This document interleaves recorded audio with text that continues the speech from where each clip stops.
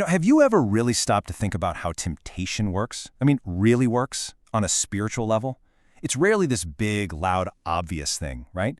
It's more like a subtle whisper, just a little thought planted in the back of your mind. Well, today we are going deep. We're going to conduct a kind of forensic analysis of temptation, using the Quran itself as our guide.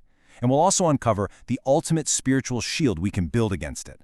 All of this comes from the profound wisdom packed into Surah Al-A'raf. All right, so here's the game plan. First, we're going right back to the beginning, the origin story of temptation with Adam and Eve. From there, we'll get into the believer's arsenal, the weapons we have at our disposal. And then we're going to break down Satan's four-directional attack strategy. It's fascinating stuff. We'll also compare the two very different invitations we're all constantly getting, the divine one and the satanic one. And we'll wrap it all up by zeroing in on the ultimate impenetrable fortress, this incredible concept of sincerity.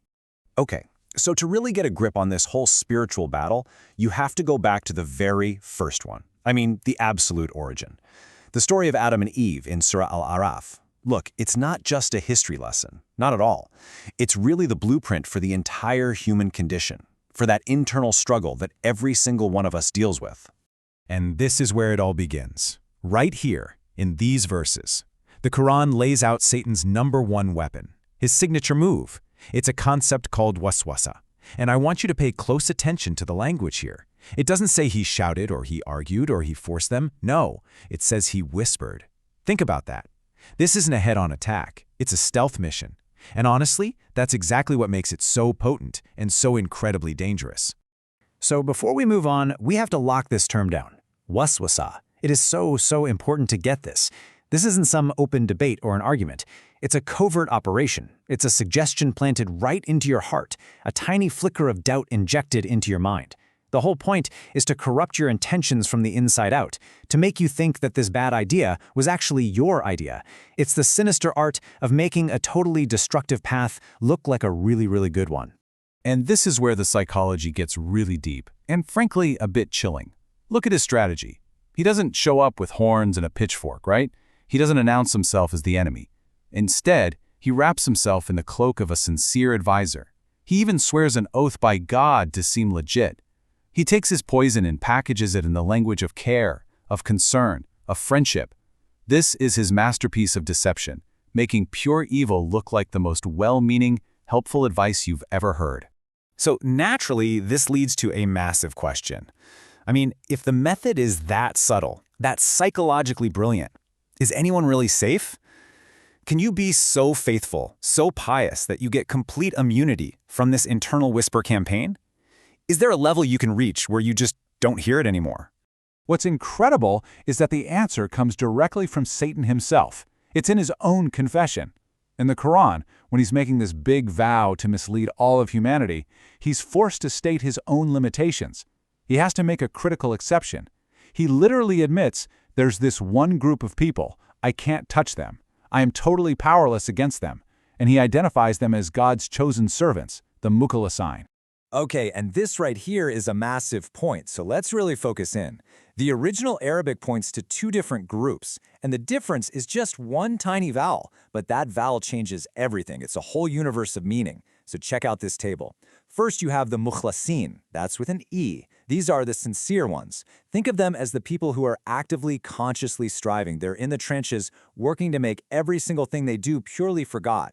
It's an act of will. But then you have the mukhalasin with an A, the purified ones. For them, sincerity isn't just an effort, it's a state of being. It's a divine gift granted directly by God, who has personally chosen and purified them. So you see the difference? One is a continuous action, the other is a divinely protected state.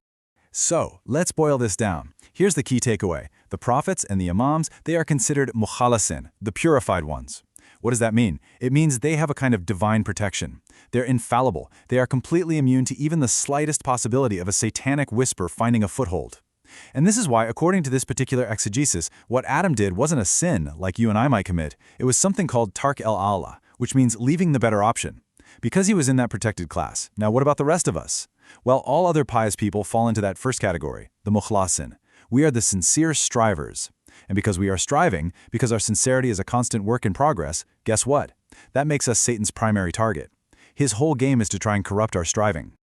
Okay, so if that's the case, if most of us are these sincere strivers, and we're constantly in the crosshairs of such a clever enemy, what are we supposed to do? What weapons do we even have in this spiritual war?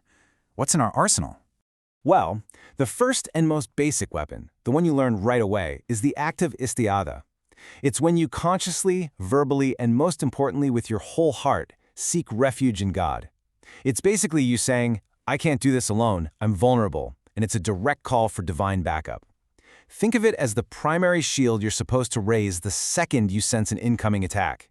But, and this is a huge but, it's not some magic spell. You can't just mumble the words A'udhu Billah like a robot and expect it to work.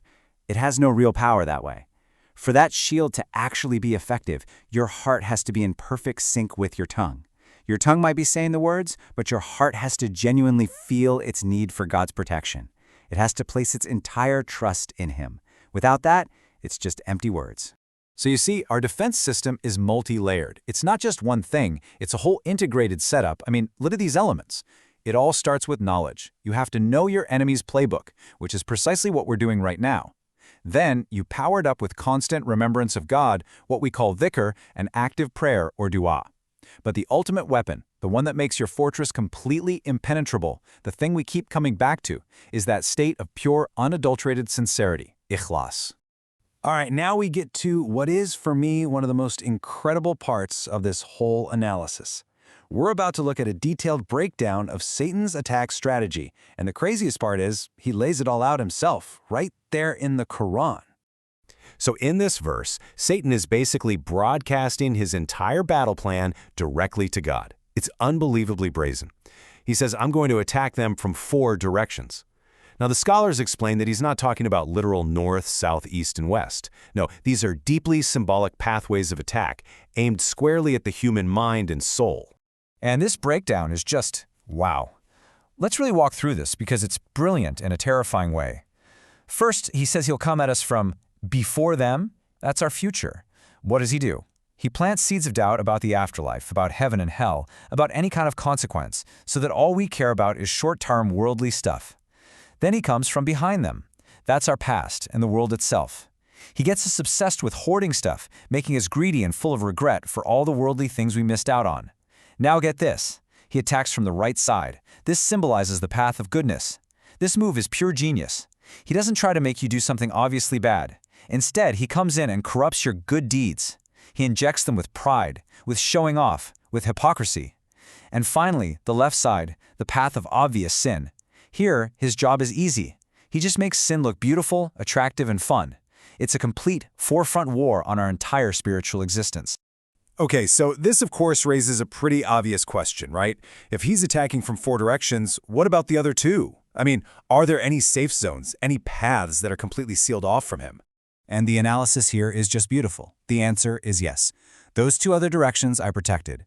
The path from above us, that's the channel of divine mercy. That's the pipeline through which God's blessings, His guidance, His grace, all of it flows down to us. And Satan has zero access to it. He cannot block God's mercy, period. And what about the path from below us? Well, that represents our servitude to God.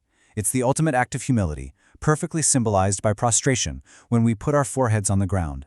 When a person is in that state of total submission, they are in a place, a spiritual space, that Satan simply cannot enter. Humility itself is a fortress. Okay, so we've mapped out Satan's entire attack plan. Now let's switch gears a bit and look at the nature of the invitations themselves. What's the fundamental difference between the call of Satan and the call of God? How can you tell them apart? Well, the satanic invitation, his call, is built on a foundation of one thing, ghurur, which means delusion, falsehood. It's all smoke and mirrors. He makes these huge promises, worldly success, endless pleasure, tons of power. But what he actually delivers is spiritual bankruptcy and total ruin. His whole goal is to create chaos and conflict, to make us forget God, and to lock us in a cycle of sin and fear. And his favorite tool, the fear of poverty.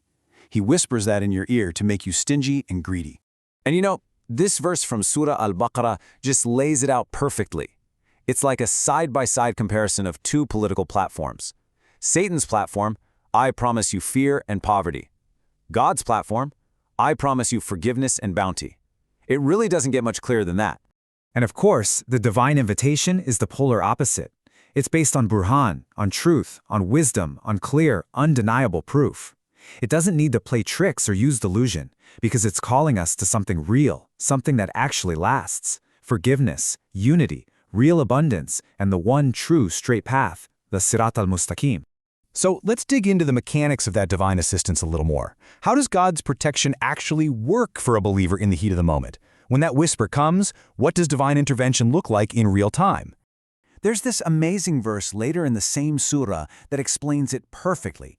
It describes the first, most immediate level of protection, and it paints a picture of someone who has taqwa, that deep God consciousness. The verse says they are touched by an impulse from Satan. Notice the word, touched. It's not a full-on assault. It's just a light touch. And for the person who has that taqwa, the response is almost instantaneous. It's like a three-step reflex. Step 1, Satan makes his touch, the ta'if, a passing whisper, a fleeting impulse. But for the pious person, that touch is like an alarm bell. It immediately triggers step 2, remembrance. Their spiritual radar goes off, their awareness kicks in, and they remember God. And the immediate result of that remembrance is step 3, instant insight. Boom. The fog of deception just vanishes. They see the temptation for exactly what it is, the whisper is exposed, and it loses all of its power. But, and this is the scary part, there's a totally different outcome for those who don't have that foundation of God consciousness. For them, that satanic touch isn't just a fleeting moment they can just brush off. No. Without that anchor of taqwa, that whisper lands on fertile ground, and they become, in the chilling words of the Qur'an, brothers to the devils. And the very next verse shows us the terrifying result. The whisper isn't pushed away, it's invited in. And that one little touch becomes the first step in a downward spiral of error. It just compounds and compounds, leading them deeper and deeper into misguidance with no off-ramp. Which brings us to the final piece of this entire puzzle. We've looked at all the attacks, we've looked at all the defenses, and now we finally arrive at the one truly unbreakable shield, the ultimate defense against any and all satanic influence. And what is it? It's sincerity. Ikhlas. We're coming full circle back to this idea, but now, hopefully we can see it on a much, much deeper level. Look, this isn't just another item to tick off your good deeds checklist. It's a state of being. It is a metaphysical force field that literally changes your reality and completely rewires how you even experience temptation. So let's revisit that crucial distinction one last time just to lock it in. For the mukhlaseen, the sincere ones, the group that we're all trying to be in, sincerity is an active shield. It's something you have to constantly work on, polish, and maintain to keep it strong. And Satan can try to get through it. He can knock on the door. But for the mukhlaseen, the purified ones, like the prophets, it's a whole different story. For them, it's an impenetrable, absolute fortress. Their purity is a divine gift, and Satan himself admits he can't even get close enough to try the door. And this really brings the whole thing home. It's Satan's own sworn testimony. He swears by God's might that he's going to go after everybody, except he is forced to admit that one exception. All his power, all his whisperings, his entire forefront attack strategy, it's all completely null and void against the mukhalasin, those who have been chosen and purified by God. So after this incredibly detailed dive into the anatomy of temptation, what's the big takeaway? Why does knowing all these intricate mechanics even matter for you and me? Well, it all boils down to one final, powerful idea that completely reframes the whole struggle. And here it is. The ultimate lesson is that the real battle isn't one out there, fighting off external whispers. The true, unbreakable fortress is built on the inside. It's built in the heart, and it's built to the absolute, radical, no-holds-barred purification of our intentions until you get to a point where no other motive exists. Not the praise of people, not worldly gain, not even fear, nothing. The only motive left is the singular, pure, sincere desire for God and God alone.